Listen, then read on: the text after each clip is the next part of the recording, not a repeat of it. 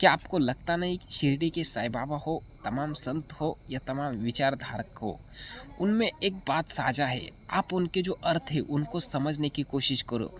पंडितों ने, पुरावतों ने या जो धार्मिक लोग हैं, स्वार्थी लोग हैं, उन्होंने उनके अर्थ को भी पूरा मिटा दिया है लगभग इसलिए ताकि आप उस सत्य को जान नहीं सको और आप अपने बेहोशी में रहो और उनका बाजार और उसके आप शिकार बनते रहो।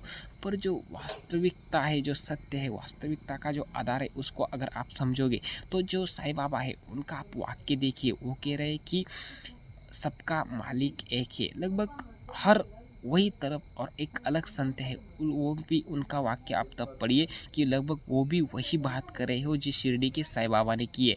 तो शिरडी के साईं बाबा हमें कुछ संदेश दे रहे हैं, कोई मार्ग दे रहे हैं कि कुछ बात है जो हमें सीखनी है। सबका मालिक एक है, तो इसका क्या अर्थ है? शरीर के तो अलग-अलग विचार है तले, वो मान्यता है, वो अलग-अलग तल से बदलती रहती है, पर जो मालिक है, कौन है वो? आपने किसको मालिक बना रखा है?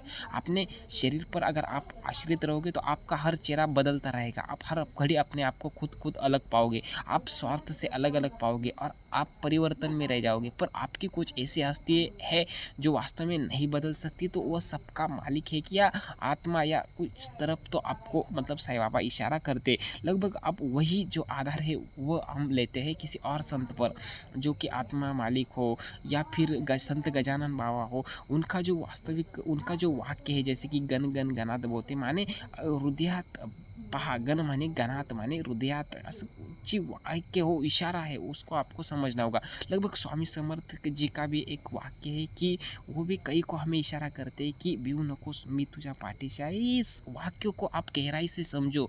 ये जिसका आपको अर्थ बताया जा रहा है ये बिल्कुल गलत अर्थ है। ये जिसका अर्थ के आप तक पहुँचाया जा रहा है ये बिल्कुल गलत इसका अर्थ है। मैं आपको साफ बताना चाहूँगा हमारा शिकार हो रहा है जो बाबा के नाम पर, जो भक्तों के नाम पर, और हम रो रहे हैं मतलब आप दुख को मान रहे हो। हमें दुख है और इस दुख को मिटाने का नाम मात्र धर्म है और जो वास्तविक धर्म है वो सनातन धर्म है, उसको हम उससे वंचित है।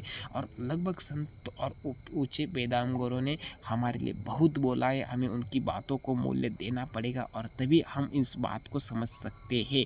अगर मेरी बात आपको थोड़ी भी चुभ रही हो तो इसको समझो, इसको देखो, इसको जानो, जानो, पढ़ो और पढ़े बिना आप अज्ञानता से वंचित नहीं रहोगे। आपका सर तब तक ही झुकेगा जब तक आप अज्ञान हो। आपको मालूम नहीं हो तो आप कुछ भी मान लोगे, पर जिस दिन आपको पता चल जाएगा तब आप पाओगे कि आप बाजार लोगों से और सच से सामने आप जुटे रहे हो। असत्य का आपको अपने आप मिट जाएगा। ये जो लोग हैं आपसे अलग हो जाएंगे।